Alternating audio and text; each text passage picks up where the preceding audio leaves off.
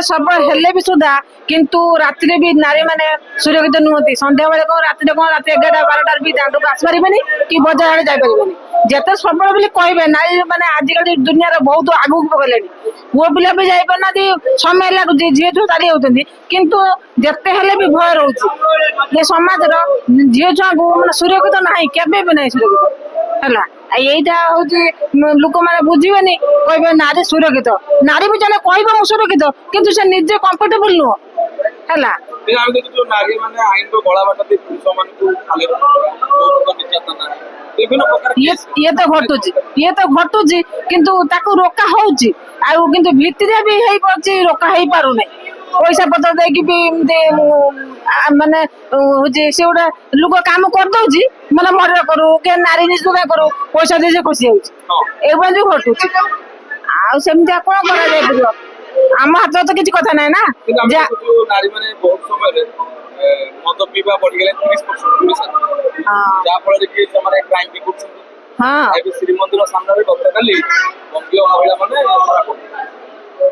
ସେମାନେ ଯୋଉ ମତେ ନାରୀ ଶକ୍ତି ଯୋଉ ପାଇଛନ୍ତି, ସେ ନାରୀ ଶକ୍ତି ମାନେ କଣ ପାୱାର ଟା ପାଇଲେ, ସେଇଥିପାଇଁ ସେ ବି କଲେ।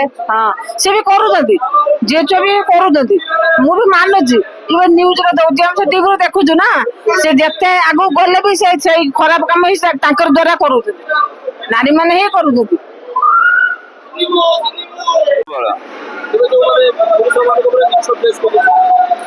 ବର୍ତ୍ତମାନ ଶାସନ ତାଙ୍କ ହାତରେ, ଟୋଟାଲ ଆଇନ ତାଙ୍କ ହାତରେ। ସେ କଲେ ଭଲ, ଆମେ କଲେ ଖରାପ, ପୁରା ସମ୍ପୂର୍ଣ୍ଣ ସତ। ଆମେ ତ ଗୋଟେ କରେଇ ପଡିଥାଉ, ଆମ କଥା ଶୁଣିବେନି, ତା ପାଇଁ ସବୁ ଧର୍ମ ଭାଇ ପଳେଇ ଆସିବେ। ମାନସିକତା ଏତେ ମାନସିକତା ସରକାର ପାଇଁ ସବଳ କରେଇଦେଲା। ନିହାତି ଦରକାର। ଆମ କଥା କିଏ ଶୁଣୁଛି? ମାର୍କେଟରେ କେହି ଶୁଣିବେନି, କିଛି ନାହିଁ। ହଁ,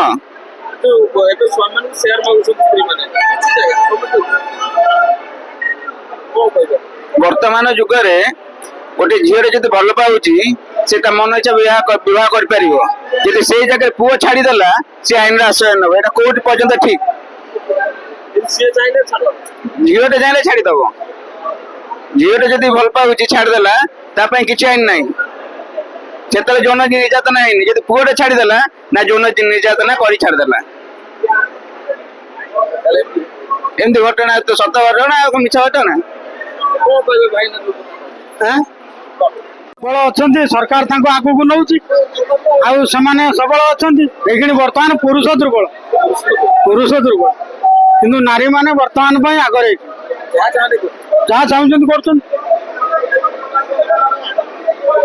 ନାରୀ ମାନେ ଯଦି ଭୁଲ କଲେ ବି ତାଙ୍କର ଠିକ। ହଁ, ଠିକ। ସରକାର ତାଙ୍କୁ ସବୁ ଉପାଧି ଦେଇଛି। ଆଗରୁ ନାରୀ ମାନେ କୁଆଡେ ଯାଇପାରୁଥିଲେନି, ଆସିପାରୁଥିଲେନି, ସରକାର ତାଙ୍କୁ ଆଗକୁ କାଢିଲା। ସେମାନେ ସବୁ ଜାଣିଲେ, ଶୁଣିଲେ, ଦୁନିଆ ଆଡେ ଯାଇପାରିଲେ। ପୁରୁଷ ମାନେ ଯୋଉ ଜାଗାକୁ ନ ବସି ପାରୁଛନ୍ତି, ସେମାନେ ବି ବସି ପାରୁଛନ୍ତି। ଯାହା ହଉ ସରକାର ତାଙ୍କୁ ଆଗକୁ କାଢିଛି, ଏତିକି ଧନ୍ୟବାଦ। ସବୁର ସୁବିଧା। କିନ୍ତୁ ଆମେ ଦେଖୁଛୁ ଜ୍ୟୋତିନଗରରେ, ମହାନଗରରେ ମଦ ପିଇବା ବାଲା ମହିଳା ବହୁତ ବଢିଗଲେ 30%। ଶୁଣନ୍ତୁ, ପ୍ରଶାସନ ସେ ବାବଦରେ କୁଳ ରହୁଛି। ପ୍ରଶାସନ ଯଦି ଠିକ ଗାଇଡ କରନ୍ତା, କାହିଁ ପିଉଛନ୍ତି? ପ୍ରଶାସନ ସେବା ଯଦି ଗାଇଡ କରନ୍ତା, କାହିଁକି ସେମାନେ ହୁଅନ୍ତା? ତାଙ୍କ ଉପରେ ଆଇନ ଅଛି। ସେମାନେ ପ୍ରଶାସନ ବା କହିଲେ ଗୋଟିଏ କଥା, ପ୍ରଶାସନ ସେମାନଙ୍କୁ ଜଗିବା ଦାୟୀ। ଆଉ ପ୍ରଶାସନ ନ ଜଗିଲେ ଆମେ କଣ କରିପାରିବା? ଆପଣ କେବେ ଶିକାର ହେଇଛନ୍ତି? ନା, ଆମେ ତ ହେଇନାହୁଁ କେବେ ରାସ୍ତାଘାଟରେ। ନା, ଆମେ ହେଇନାହୁଁ। ନା।